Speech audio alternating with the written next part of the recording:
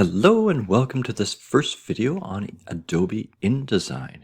As you know, we've looked at Photoshop and Illustrator, and the next logical sort of application to learn is InDesign because it allows you to put everything that you've sort of learned in terms of Photoshop and Illustrator, put them together to create documents.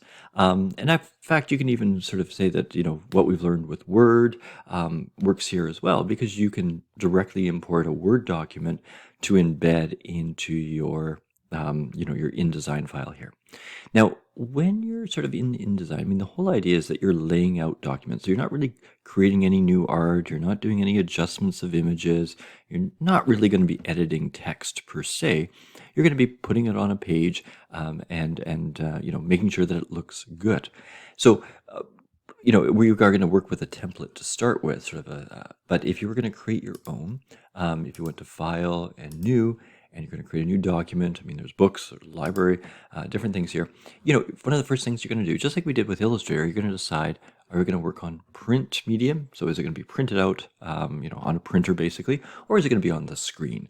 And you can see, again, much like Illustrator, if you go to print, there is going to be different size papers, but then there's also a bunch of templates. And these templates can really help you out, especially as a beginner, because, if you don't have that graphic design sense, I guess, right? If you haven't developed that yet, then these templates can really help you out and get something looking nice very quickly. And so you can see there's a bunch of templates that you could use for the print.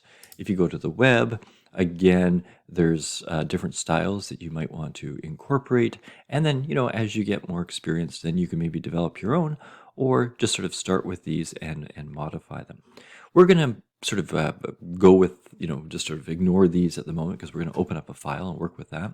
Over here, you can see your typical sort of adjustments, nothing too different than what you've experienced. You will notice some words perhaps that you've never seen before. One thing is you can have facing pages. So if you have, like a book, there's left and right sort of the sides of the page there. They've got that. You'll notice you can set your margins. There's things called bleed and slug. And the bleed being allowing you sort of going beyond that pages. And slug, I really don't know. I'll need to look at that. So, there are things there that, we can sort of definitely dive into and learn as we go here. So what we're going to do first, though, is open up an InDesign file. So you'll have this file available to you, and just going to open it up.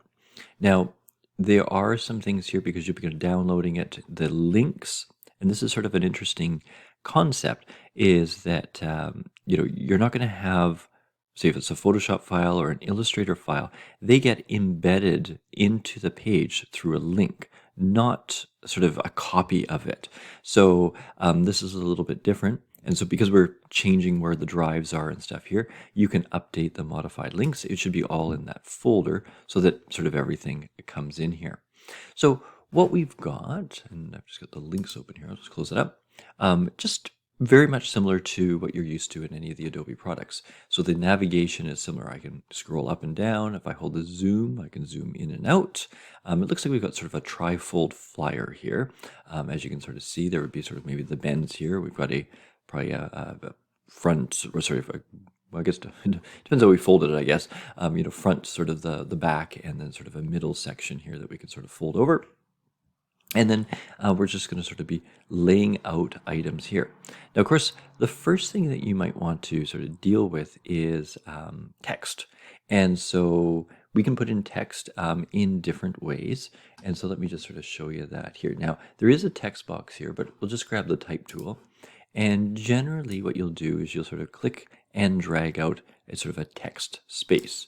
And then you could just sort of click in there and you can see you could type your text. So I'll just type hello for the moment. So you could manually type in the text. Again, this is not the purpose of InDesign per se. Oftentimes, if there's more dense text, more elongated text, you probably won't be typing it in here. You probably use Word or something like that. Although for things like this, where you've got like product overview or something like that, you may consider, just typing them in, because it's it doesn't make sense to embed it from a Word document.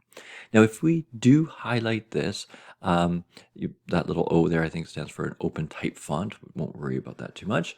But over here, you've got your properties panels. And so what are we looking like, sort of similar to Illustrator, you can go ahead and change fonts. And so again, any fonts that you have on your computer would be available here. You could find some more and download them if you want. There's a variety of things now. And like I said, there's these open type fonts and so on, but don't worry too much about it. We'll just find some sort of font here, and I don't really care. Something that maybe will stand up. We've got a bit of a scripting font kind of going on there. Obviously, we don't want to use too many different fonts, but for the purposes of this, let's just find something that's got a little bit of interest there. Okay, so it's a bit of a script font. We can set here, obviously, change your size of it, so you could arrow up or find your right size. You do have a little bit, this is your horizontal spacing, so if you could spread that out, so if you wanted it, the space between those letters a little bit more, you can, and a few other things there as well. Clicking on this will bring up more options, so you could increase that height if you needed to, whatever it is, right? So it sort of stretched it vertically. You can stretch these out horizontally. And now we've gone beyond the size. Let me pop that size down. So lots of adjustments there, okay? And it's sort of for you to play around and see what looks good there. You can change the all uppercase if you wanted to, uppercase, but then so it's all uppercase, but then with that lower, I forget what that's called, the small caps. I kind of like that style. And then you can, of course, superscript, subscript, underline, and then strike through as well, and your various different types of justification, okay, and so on. So that's there for you to make some adjustments to. Now, if we wanted to actually bring in text, and that's what we'll do right here, I'm going to take the text tool, right? And, we're going to place it in this part, and we could, like I said, type it in. But one thing that we can do, which is even better, is we can go to the file, and we're going to place a document here. And what we need to do is find it. So where yours is located might be a little bit different. But if you had downloaded those files there, let me just find mine. And so in the file where we had the brochure, I have my little intro here. And so I could just double click on that, and it just nicely places it in into that text box. And then so you've got it, and you can work with it there. Now, if you wanted to edit the text, obviously you can. I guess one of the questions is, does it look for spelling errors? And so I just sort of modified the text right there. And you can see it isn't a text editor. It doesn't notice that you spelled something correctly. So that is where, something like Microsoft Word would be maybe a better place, especially if it's some text, sort of more, extended text, that you actually do it there to check the grammar and the spelling, because of course you don't want to put it into a document with spelling mistakes and so on, and then print out. Worst off is printing it out to your 10,000 customers or whoever you're doing the mail out to, and you realize that there's a spelling mistake on it. Doesn't look good. Web, at least you can go up and change it. It doesn't cost you anything to change it. But if you have spelling mistakes, it's kind of permanent if you've printed them out. So you can do things like this. So you can come in here and obviously modify it. So if I wanted to highlight that, right, and then do the italics, right, for example.